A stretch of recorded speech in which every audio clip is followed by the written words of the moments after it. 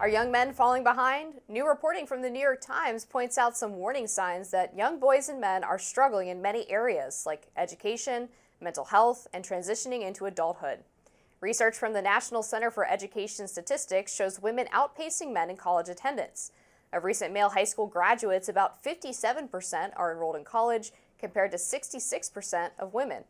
Also, among boys aged 3 to 17, 28% have a mental, emotional, developmental, or behavioral problem, compared to 23% of girls, according to the Child and Adolescent Health Measurement Initiative. The Times also writes that boys are about twice as likely as girls to be diagnosed with ADHD or autism. Regarding the change from adolescence to adulthood, among young men ages 25 to 35, 19% still live with their parents, while only 13% of women do, according to the United States Census Bureau. And a Pew analysis also found that 39% of men do not have a life partner, compared to 36% of women. All right, so what's going on here? Just a quick correction as well. We said that it was boys aged 3 to 17 that 28% have the mental, emotional, developmental, or behavioral problem. It's actually 13 to 17. I'm going to say 3. Still not great, but yeah. I mean, you have I have boys, a 16-year-old boy and a 12-year-old boy. Okay, so they're like right in this range. I worry about it all the time. You know, one thing that I have noticed, and there's a great author for people who are interested, a guy named Steve Magness, M-A-G-N-E-S-S. Mm-hmm. He does a lot of stuff on X, but he also writes in Substack stuff. He's done a lot of stuff about boys and loneliness. And one of the things I noticed with my 16-year-old is he has a friend group. It's not that he's sort of isolated, but he's 16. I'll be like, what are you doing tonight, Friday night? And he'll be like, I don't know, probably nothing. Like, if you look at the social interactions, like actual social, like in-person social interaction among boys, it's down among girls, but among boys, it's like off of a cliff. And I do worry a little about that. I mean, part of it's this, right? Yeah. Part of it's the phone, and that impacts all of us. Part of it's COVID, right? Where it, you know, in a lot of their socially formative years, they weren't allowed, some places, to interact with each other.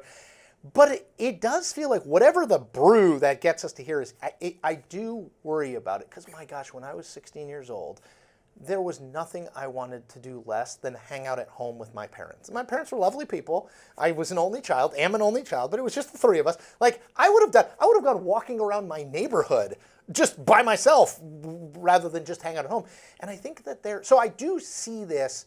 And I do worry about it because I do think there's been a lot of study of younger girls and younger women on sort of, you know, how they are progressing through adolescence, loneliness, mental health issues.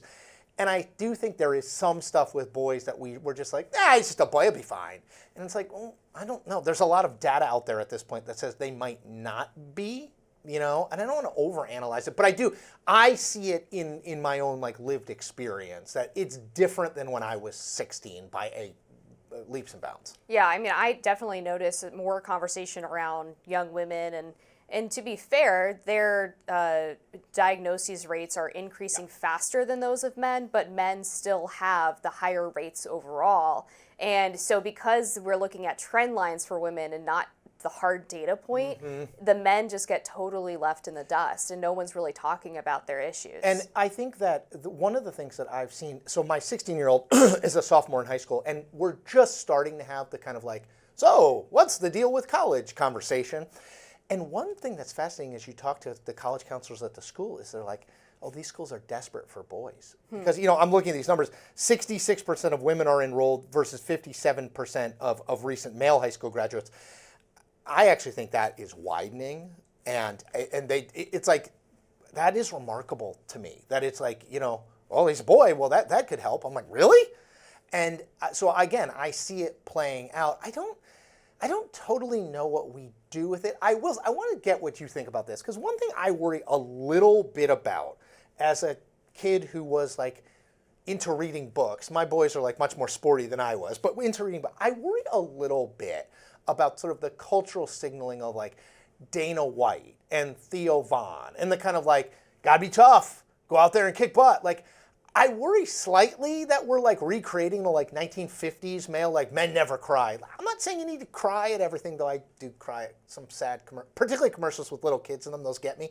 But I do worry a little bit about that, but I don't want to be too like namby-pamby about it. Yeah, I mean, so because you mentioned Theo Vaughn, I'll take him as an example. I watch his podcast a lot. He's actually a very emotional guy. Okay. He talks a lot about because I don't. Yeah. I will admit, like I'm using him as sort of a broader like manosphere. Well, and I think like the Andrew Tate element of that gets too extreme. I should have used him. That's but in the Joe Rogan, Theo Vaughn, Dana White space, I do think you actually see a nice mix of having deep conversations about life and the world, mixed with the comedic aspect, the political aspect, and I think that's why that's so compelling, because it is kind of a space where men can see other men that are masculine, but still getting really deep and digging into a lot of really complex issues. Which that actually makes great. That makes me feel good. Good. Because it's like and you know what? Is my own ignorance. Like I think you always have to be very careful of being like, I've watched one Theo Vaughn thing, the one he did with Trump. So it's like, I mean,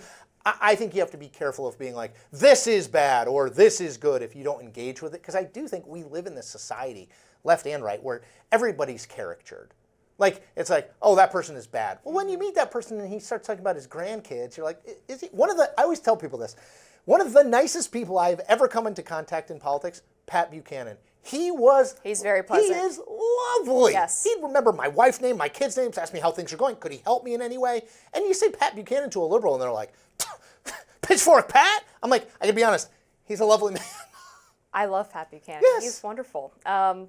Look, I think before we go, we have to mention the sort of cultural stigma around that masculinity we were just talking about.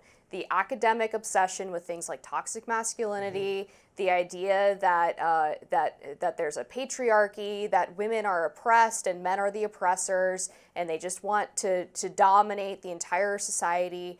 I do think that seeps into men's self-awareness and how they view themselves and their place in the world and how we treat them. Exactly. There's a lot of treating men and boys as an afterthought, as disposable, and sometimes even as aggressors that need to be changed or adapted to fit a more feminine conception of how society should operate. That's actually going to do it for us today on Rising. Chris, thanks for being here. Really enjoyed it. The Trump double thumbs up. Be sure to like, share, and subscribe so you never miss any content. And for those of you who like to listen while on the go, we are now available anywhere you listen to podcasts.